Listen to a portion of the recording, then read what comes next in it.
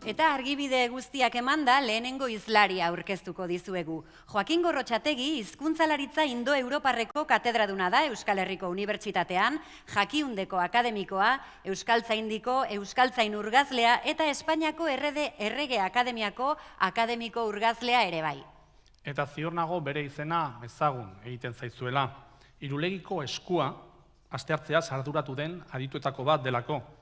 Irulegiko eskua sorioneko egin gaituen aurkikuntza historikoa, baskoiek idatzetako lehen testu ezaguna da.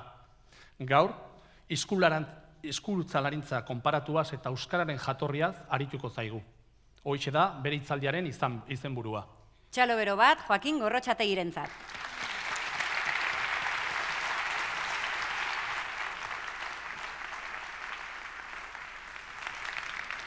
Arratsalde on guztiei. Hasteko antolatzaileei eta batez ere Pedro Miguel Etxenikeri unibertsitateko kidea eta Jakiundeko kidea baita ere. Bere esker ona eman nahi diet festival zoragarri honetara gonbidatu egin nautelako. Ohore handi egiten dit hemen parte hartzeak, baita larritasun puntu ere bat sortu horren beste Nobel sariduren aurrean hitz egiteagatik. Banua orduan gaurko hitzaldira.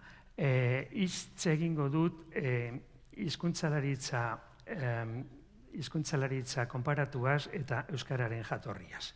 Euskararen jatorriak beti sortu du jakinmin handia bai gurengan, bai kanpotarrengan ere bai. Eta ez bakarrikan azkenengo aurkikuntza hauengatik, baizik betidanik izan den kontu bada, segurazki hizkuntzaren isolamenduarekin lotuta dagoen kontu bat. Ze euskara munduko hizkuntza isolatu ospetsuenetarikoa izango da, Buruxaskiarekin eta Ainuarekin batera ospetsuena espaldin bada. Hizkuntza hauek ez dute harreman genetikorik munduko beste inungo hizkuntzarekin. Beraz, ez dira familia ezagunetan sailkatzen.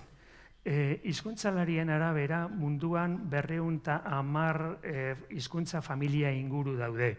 Tamaina askotarikoak, hor ikusten duzuenez, batzuk bakarrikan 2 hizkuntza dituzte, beste batzuk 100 gora, eta familia batek Kongo horrek 1000 gora dauka. Baina familia hauen aldamenean badaude euskara bezalako hizkuntza isolatuak, zeintzuei saiakera asko eta ugari egin ondoren ez zaie aurkitu aiderik.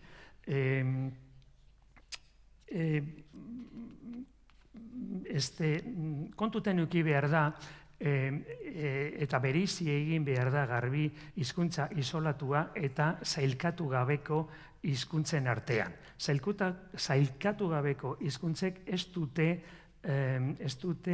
informazio nahiko ematen erabakitzeko benetan isolatua diren edo ez den isolatuak. Eta gure ondoan historian zehar egondalako tokatzen zaigu Iberiera aipatzea hauen artean. Hala ere, hizkuntza isolatuak ez dira hain gutxi, 100 inguru edo kanpelen iritsiz daude munduan, gehienak desagertzeko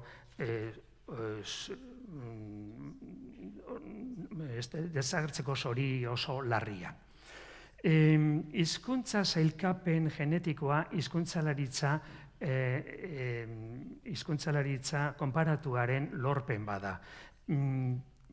Hau, Bopek 1816an sanskritoaren aditzaren jokabidea konparatu egin zuenean grekerarekoarekin, latinarekoarekin, eta halaxen, ez zuen bakarrikan hizkuntza horien arteko antzekotasuna begibistan jarri, hori ere zuek ikusten dezakezue desinentzietan eta lan. Baizik eta gauza bat importanteago bat aldarrikatu zuen, eta da hizkuntza guzti horiek familia batekoak direla. Hortikan segituz, Grimenek pixkatxoa berundutxoago Grimen konturatu zen, jatorri bereko hitzen soinuak euren artean egokitasunak erakusten zituztela. Hau da, soinu egokitasunak edo korrespondentzia fonetikoak daudela jatorri bereko hitzetan. Eta hitz hauek teknikoki deitzen dira kognatuak. Eta hori ondo ikusteko taula horretan Grimek berak, edo antzeko gauzak egin zituen, ikusi dezakezue eskerreko taulan jarri ditu latinaren, grekaren eta beste hizkuntzaren soinuak, ezta? Eta orduan, horko zutabeko soinuei germanikos beste soinu bat dagokie. Peri, FA, teri, zeta, eta alaxen oso erregularrak dira gauza guztiak. Ordutik aurrera, metodo konparatzailearen zeregina korrespondentzia fonetikoak edo, hobeto esan da, kognatuak aurkitzea izan da. Kontutan harturik, hauetan, erlazionatuta egon behar direla aldi berean zentzua edo esanahia, hitzaren esanahia, eta kanpoko forma soinu egokitasun hoien bitartez. Hau da, Meilletek esaten zuen bezalaxe, hizkuntza ahaidetasuna kognatuetan islatzen da. Eta bere etxenplu bat jartzeko, ere esan behar da, kognatuak ez dutela zertan behar erakutsi kanpoko antzekotasunik, baizik eta egokitasunaren eskakizuna ondo bete. Hau da, alemanesko Feuer eta inglesezko Feu, antzeakoak izan arren ez dira kognatuak. Ikasi dugun bezalaxe, alemanesko F hori P batetikan etorri beharko lukeelako, eta P hori hain zuzen ere grekerazko pyro zuan ikusten dugu. Hizkuntzalaritza konparatua etzen mugatu baina korrespondentzia hauek batu eta modu argigarri batean jartzera, baizik eta pausu bat eman zuen, eta pausua hauza. Bueno, guk ikusten baldin badugu, latinez, pater, grekerazko pater, hizkuntza guzti horietan aita esaten duena, germanikos ere fadar, eta pentsatzen baldin badugu guzti horiek iturri batetik datozela, orduan, pentsa dezakegu, nola izan zitekeen jatorrizko iturri hortan, hizkuntza hortan, aita hitza. Eta, arrazoizkoa denez pentsatzea, ez zutela bost edo sei modu diferente batera esango, asmatu zein izango zen forma hori justu. Hori da, berraireketa egitea. Eta hori, asmatuta gero, pentsatu zuten, nola esplikatu ja dokumentatuta dauden hitzak. Hau da, Grimek denboraren ardatza sartu zuen ordura arte deskribapen historiko bat besterik ez ziren soinu egokitasun erregistroetan. Hizkuntza historian lantzea, edo hizkuntzen historia egitea, zaila da dokumentuek jartzen dizkiguten mugetatik haratago joatea. Aldiz, hizkuntza aideak konparatuz, hizkuntzalaritza konparatuak, hizkuntzen aurre historian argia jartzen du. Eta horregatik, edozein erromantzearen aurre historia oso nahiko garbi jarri dezakegu, ez badakigu gutxi gora bera zein izan den bidea gaurko frantsesetik duela 6.000 edo 7.000 urteko indoeuropearaino. Gu hor jarri dut, zuek bakarrikan ikusi ezazuen da, asmatu dudan kontutxu bat, hor adar batzuk daude indoeuropearen familiakoak. Eta frantsesean sœur, sœur horrek zelako zelako joera egingo genuken zorretik antzinako indoeuropearaino. Eta berdin beste hizkuntzetatik edo beste barkatu adarretatik goitik bera. Hor da, zuhaitza daukagulako, beti gora eta goitik bera joan gaitezke, eta orduan ikusten duzuen bezalaxe, persieran arreba edo aizta, Hagar esaten baldin bada, Sir, Hagar eta Sister nahiko ezberdina dira, ezta? Baina zuhaitzak danak batu egiten ditu eta zuhaitzaren bitartez esplikatu egin dezakegu guztia. Hizkuntzalaritza konparatuak baita ere esplikatu egin du, ez bakarrikan hizkuntzen historia, baizik eta batzutan hizkuntzarekin lotuta dauden beste zenbait gauzena. Esate baterako hizkuntza hoien aberria. Bueno, ez da bakarrik hizkuntzalaritza konparatuaren kontu bat, hemen ere arkeologia sartzen da, eta azken bolada hauetan genetika ere bai. Bueno, baina elkarlan honetan proposatu egiten ditugu zeintzuk izan zitezkeen indoeuropearen aberriak. Bi teoria daude, batek esaten du Rusiatik zabaldu zirela brontze garaian, besteak esaten du Anatoliatik agrikulturaren edatzearekin ere edatu zirela gauzak. Bata hartu, bestea hartu, ni lehenengoaren aldekoa naiz, beti danik gainera, garbi dagoen gauza garbia da, indoeuropearen jatorria ez dagoela Europa mendebaldean, ez Hispanian eta ez Pirineoetan. Orduan, euskara hemen hauiek etorri baino lehenagoko hizkuntza da. Bueno, zer dakigu euskararen historiari buruz asko dakigu, 15. mendetik hona daukagu hizkuntza dokumentatua. Baina zer 15. mendetik atzerago? Aurre historia luze horretan badago modurik argi pixka bat jartzeko, hortarako bi informazio mota ditugu. Bata, hizkuntzak berak bere baitan gorte duena, eta bestea aldameneko hizkuntzetatik etorri zaiguna. Hizkuntzak berak bere baitan mantendu duena da, konparatu egiten ditugunean esate baterako morfema baten bi aldaera. Lehenengo goiko taulan jarri dut, izen batzu jarri ditu simpleak, lehenengo kolumnan, lehenengo zutabean, bigarrenean horren aldaera batzuk. Mi, min, ardao, ardan, eta laxen. Hoiek konparatuz, pentsa dezakegu ardaoren forma zaharra ardano zela, eta mirena mini zela.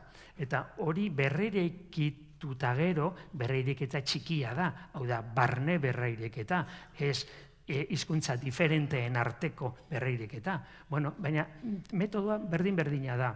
Eta orduan hori lortuta gero, ondorioztatu egiten dugu, bokalarteko enea desagertu egin dela, bakarrikan kontestu horretan, testuinguru horretan. Maileguak ere oso importanteak dira, laguntza handia ematen dute kontu honetan, aurre historia argitze kontu honetan. Bigarren taulan, aukeratu egin ditut gainera adibideak, ikusten da, lehenengo taulen euskarak jaso egin dituela maileboiek latinetik. Katea, katenatik, jartzen du, area, arenatik, eta lan. Hor ikusten da, berrerikitu gabe, enea desagertu egin dela. Hau da, hauek konfirmatu egiten dute lehen lortu duguna, eta beste gauza bat jartzen dute kronologia. Gauza guzti hauek lotuz, Mitxelenak, gure maisuak,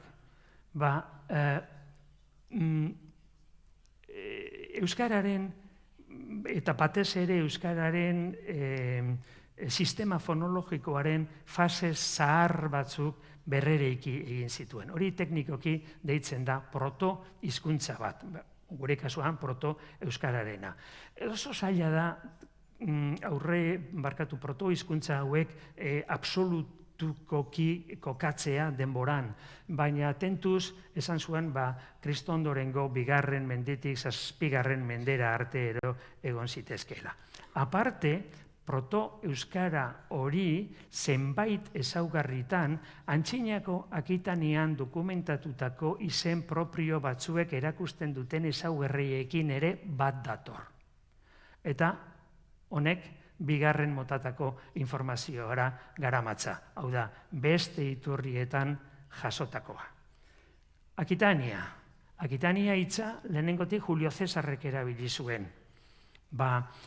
Pirineoak, Garona ibaiak eta Ozeaneoak definitzen zuen, mugatzen zuten lurralde hori identifikatzeko eta definitzeko. Lurralde horretan, antxinatean, esan dudan bezala, izen propio batzuk idatzi ziran, hilarrietan eta aldaretan. Hoiek, Luxer, historiagileak aztertu egin zituen, joan den mendearen, duela mendearen bukaeran, eta aldarrikatu zuen, horietako batzuk, hor ikusten dira, Nanderen, Eskato, euskararen ikuspuntutik edo bidetik oso erraz eta oso erraz azaldu zitezkeela. Aldarrikapen honek euskarari buruzko batez ere edapenari buruzko ideiak aldatu egin zituen. Ordura arte euskara Hispaniako hizkuntza zen bakarrik.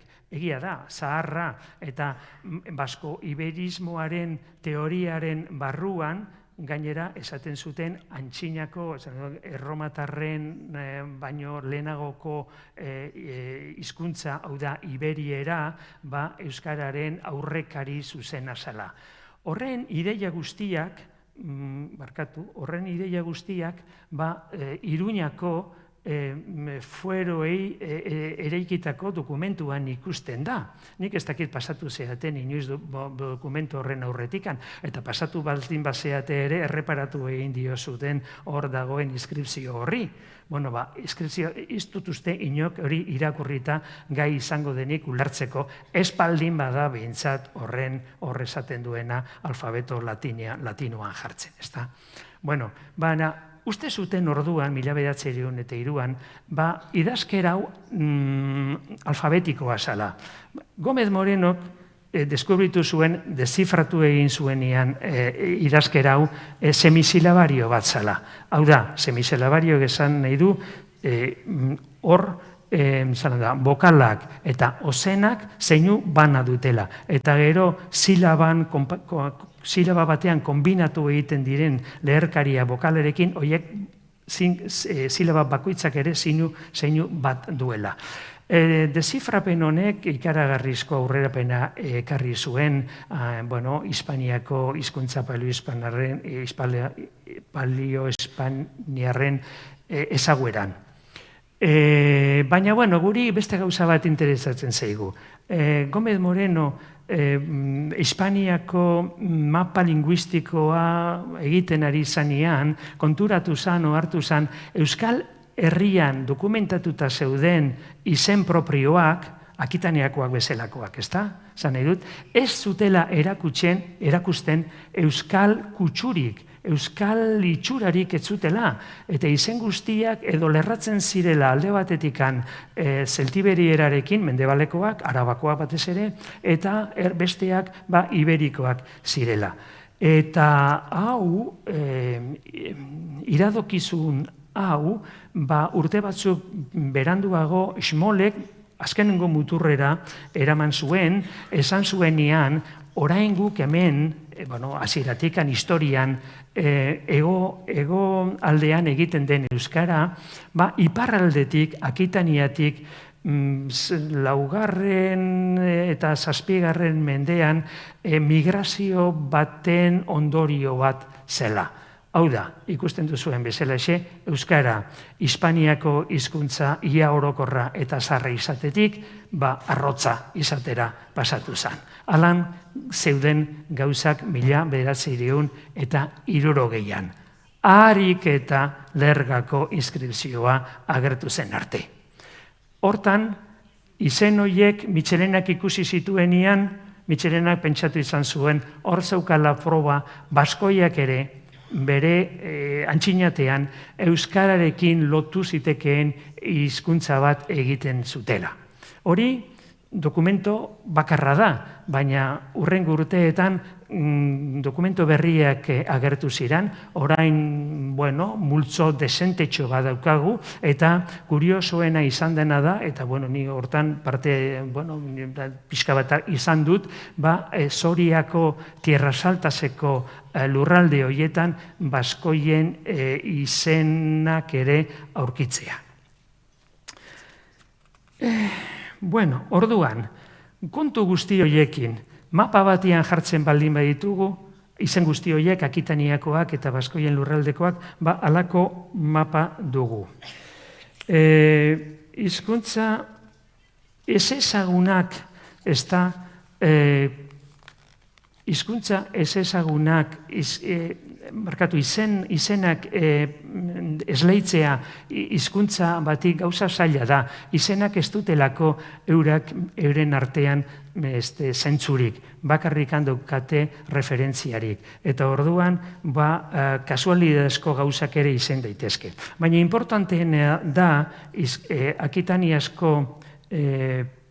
Akitaniasko izenetan, erakusten dutela, naiz eta euskal ordainik zuzenik ez euki, bere fonologian, bere morfemen eraketan eta guztiak, euskararekin bakarrik eta ez beste inungo hizkuntzarekin partekatzen dituzten ezaugarri batzuk. Eta hor daude jarrita zeintzu diren horiek H-aren ugaritasuna, NR, hor daude, ez dut hemen zartuko. Eta beste gauza bat importantea, Untermanek esaten zuena, horiek guztiak, erroak, oinak, sufijoak eta toki konkretu eta ezagun batean ematen dira. Hau da, Landschaft edo izen eremu bat sortuz. Hegoaldean ere gauzak berdin-berdinak dira. Hegoaldeko izenek ere, hasteko Akitaniakoak baino gutxiago dira, eta gero Akitanian oso ezagunak bitxiak eta batez ere bereizgarriak diren sexu, edade eta familia adierazpenekin lotutako hitzak, ez da, neskato, aita, seme, alakoak, hemen iaia ez daude umezahar hori salbu. Baina beste izen guztiak Akitanian bezalaxe ere, portaera berdina dute soinuen banaketari dagokionez, eta aspirazio ugariaren presentzia dute, emakumen izenak deribatzeko atzizki espezializatuak erabiltzen dituzte, da puntuz Akitaniazko izenekin konparatu egin daitezke. Zenbaterainokoa den Baskoien lurraldeko hizkuntza izen hauen arabera, ezta? Eta Akitaniakoa zaila da esatea zenbaterainokoa den. Batez ere, ez daukagu oraindik inungo testurik hango hizkuntzan idatzita. Guztiak orain arte izenak dira. Ez geneuken orain arte, edo duela gutxi arte. Akitanian gauzak segitzen dute berdin, han ez dugu oraindik testurik aurkitu. Baina hemen duela 30 urte, Andelon halako testu bat agertu zitzaigon, mosaiko bat. Argazki hori Mezkirizek ateratakoa da, bertan in situ, nahi baldin baduzu ikusi, Iruñeko museoan dago, Nafarroako museoan. Jendeak orduan, laster konturatu ziren, mosaiko hau, Kaminrealeko beste museo baten oso antzeko bazala. Eta testuak konparatzean ere bazegoela antzekotasun bat, naiz eta diferenteak izan, noski. Baina bietan agertzen dira izen propioak, esan edut pertsona izenak hasieran eta bukaeran bi izen leku izenak adierazten dutena. Bata da Bilbiliz, oraingo Kalagurriz, eta beste Ausekarte, Antxinako Osikerda. Eta erdian zegoena gutxi gora behera gauza berdina esan behar zuen, baina diferentzia hor dago. Da, Kaminrealekoak erakusten digu idazkun iberiarretan nahiko komuna eta ugaria den segida bat. Hau da, izen propioa, tea txizkia eta ekiar. Segida hori asko dokumentatuta dago, baina Andeloko honek horren ordez ekien erakusten du. Orduan, jendea pentsatu izan duen zergatik nun dago diferentzia honen arrazoia. Izan daiteke hizkuntza barneko arrazoi bat, hau da, gure hizkuntzetan pasiboa eta aktiboaren artean egiten ditugunean aldaketak, edo izan daiteke hizkuntza horiek, inskripzio horiek, bi hizkuntza diferentetan daudelako. Hori balitz eta irodokizun batzuk egon dira honen aldez, hau da, orduan hori baskoiera izango litzake, ekien aditzean ikusten da edo pentsatzen da egon daitekeela arrazoia. Ez ekien hori 16. mendeko egien, bizkaierazko egien eta beste guztien segienekin lotu egin daiteke eta egin zuen esain nahi duena. Baina honek baditu, ez da hain erraza kontua, honek baditu bere istilotxuak. Gainera, aparte, beste gauza guztiak orain ere argitu gabe daude. Zer den raune, abulo izen propioa da, baina ez dakigu zer den raune, ez dakigu zer den bilbilarzen ondoan dagoen ars eta lakoak.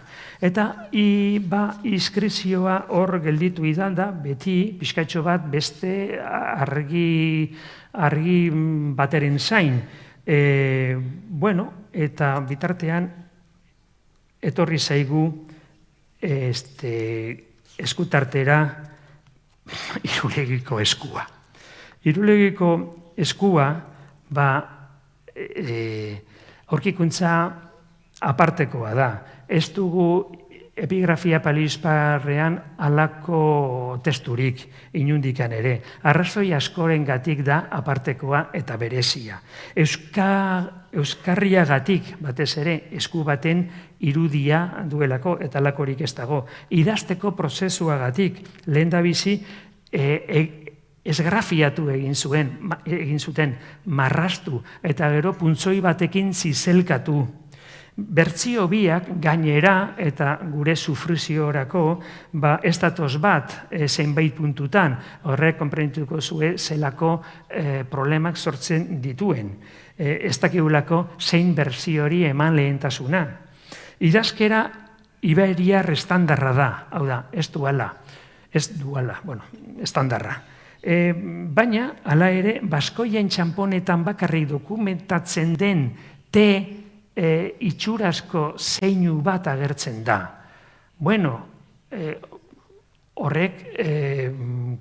Horrek lasaitu egiten gaitu esaterakoan testuan bertakoa dela. Ez dela inundikan ere ekarritakoa.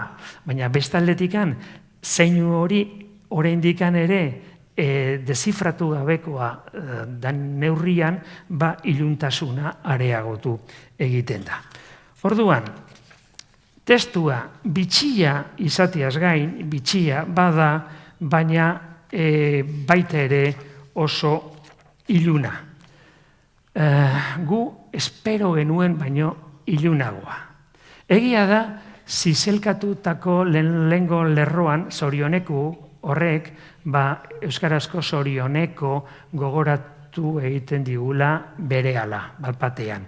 Baina zorionek, hemengo zorioneko, Irulegiko zorioneko eta euskarazko zorioneko lotzeak bere problemak ditu. Ia arazo gaindia ezinezkoak ditu. Ez badakigu antxinako ku batek ezin duela, ez duela euskarazko eman.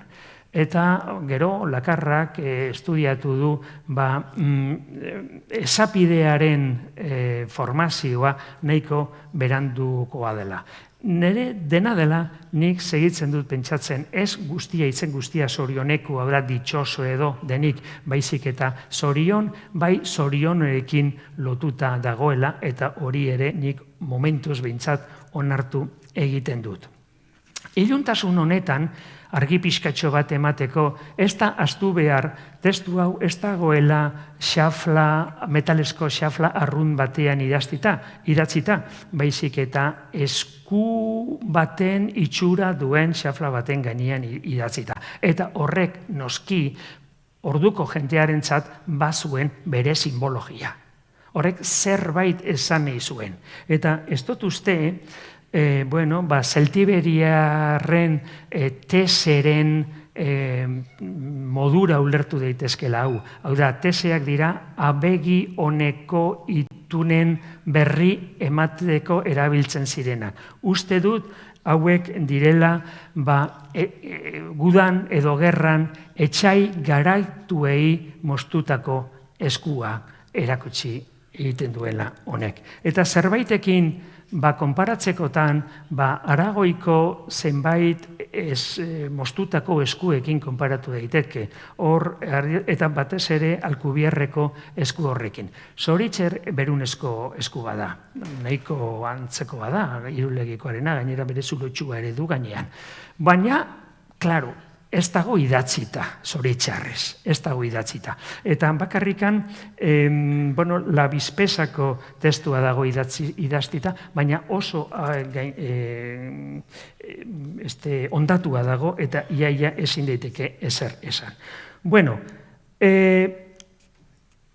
testu argitze aldera nik uste dut bi bide erabili behar direla. Ez dakigu zer den, iluna da. Tentatu egin behar da. Iberiar bidea, tentatu behar da Euskal bidea. Iberiar bidea tentatzea saiatu dugu, eta nik bakarrikan hitzen bat aurkitu dut. Iberieraz dagoena baita ere. Grafia diferentearekin gainera. Baina, ez dut aurkitu hemen iberiraz normala diren sufijoak, normala diren mi aurkezlea, normala diren pronomiak, ez ditut aurkitu. Euskararen aldetik, gauza ere, esan dudan bezala, iluna da, batez ere, bigarren lerroa eta hirugarrena, baina uste dut lehenengo lerroan jainko baten izena dagoela. Hori zorion, hori zorion dala, hau da zorion edo fortuna. Fortunari egindako eskari bat edo eskaintza bat. Eta azken parte hori zenbait jainko izenetan agertzen den sufijo edo bukaera berdina du. Esate baterako atarratzeko jerauskorritz hehe. Datibo zentzua daukana. Eta bigarren forma da eraukon. Eraukon, lotu egin daiteke formaren aldetik behintzat zeraukonekin. Zeraukonek esan nahi du eman, gero auxiliarra bihurtu du, baina eman esan nahia oso ondo dator honetan. Zorionari, batean batek, eman dio ez dakizer eta horiakari, eta erdiko gauzak. Gauza nahiko abstraktoa da, baina sikiera bi izen hoiei, bilatu egin zaizkie euskal punturen bat. Neiz eta eurek ere, euren arazoak euki. Arazoak orduan larriak dira, eta dokumentazioaren asimetriak ez digu laguntzen asko. Hau da, euskera 1500 urte beranduago dago. Bertako garaikide hizkuntza iberierra da, baina ez dugu ulertzen. Akitanian ez dago testorik. Idazkera iberiarrak eta alfabeto latinoak ez datoz bast hizkuntzaren soinuak espresatzerakoan. Orduan, testu hau benetan uste dunik momentuz behintzat fosil preziatu bat bezelakoa da. Zenbat eta bitxiago eta esklusiboagoa orduan eta preziatuagoa. Baina fosilak ez badira zuhaitz filogenetiko batean kokatzen, ezin dute ezer azaldu eta ezin dute azalbiderik jaso. Orduan, euskararen jatorriari dagokionez, gauzak lehen bezalaxe daude. Orduko antzinateko epigrafia hizkuntzen banaketari eta hori buruz horri dagokiona, askoz ere komplikatuago daude gauzak orain. Ze teoriak eta hipotesiak, ugaritu egin dira, eta oraingoz ezin ditugu bat ere baztertu. Orduan, nik pentsatzen dudan testu gehiago behar ditugu. Eta Lergako testoaren aurkikuntzaren ondoren gertatu zen bezalaxe, izen baskoikonikoak ugaritu egin zerela, deseatzen dut nik ere halako irulegiko testuaren antzekoak, albaldin bada argiagoak, ere agertu daitezen, eta horregatik esaten diot irulegiko eskuari Etxeparek bere proverbioa esan zuen bezalaxe, fortuna hobeak jarri dezaiola. Eskerrik asko guztioi.